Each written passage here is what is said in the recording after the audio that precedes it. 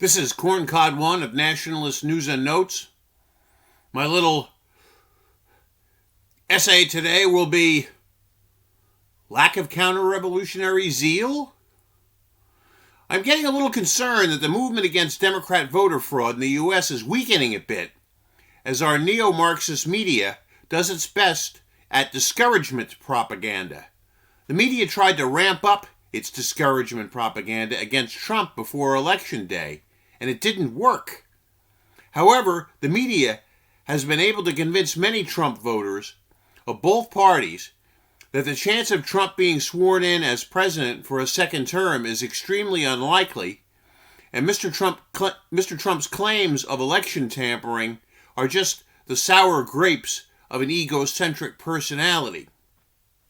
Especially disheartening for many are the calls by corrupt globalist governors like Kemp of Georgia and Hutchinson in Arkansas, both Republicans, calling for Mr. Trump to concede.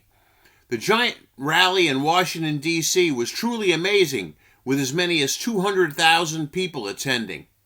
Since then, things have trailed off a bit.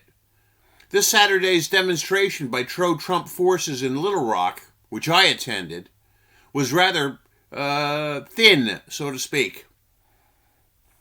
I have to admit that kudos have to go out to Alex Jones and Nick Fuentes. Both have their weaknesses. Jones tends to get a little over-emotional on the stump, and Fuentes puts too much emphasis on infighting with other nationalist figures.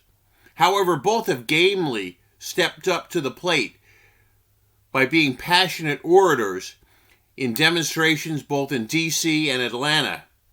Whatever their eccentricities, and in Fuentes' case his extreme youth, they have come to the fore, and my respect for both has soared. Somehow, other populist nationalist activists have not been seen in demonstrations.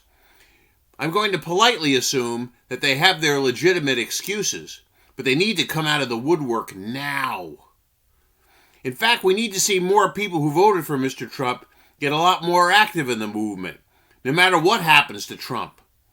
Our resistance to this possible future Biden presidency has to be total and vast in scale, including civil disobedience, which would be morally proper since the Biden regime, if it takes over, will be completely illegitimate and tantamount to being occupied by a foreign nation. That foreign nation, of course, being Red China.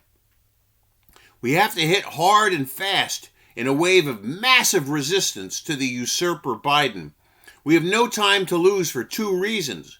Number one, Biden is going to open the border and let in millions of Mexicans and Latin Americans who will be made citizens very quickly. This will make any non-Democrat president impossible in future elections, creating a one-party regime in the United States.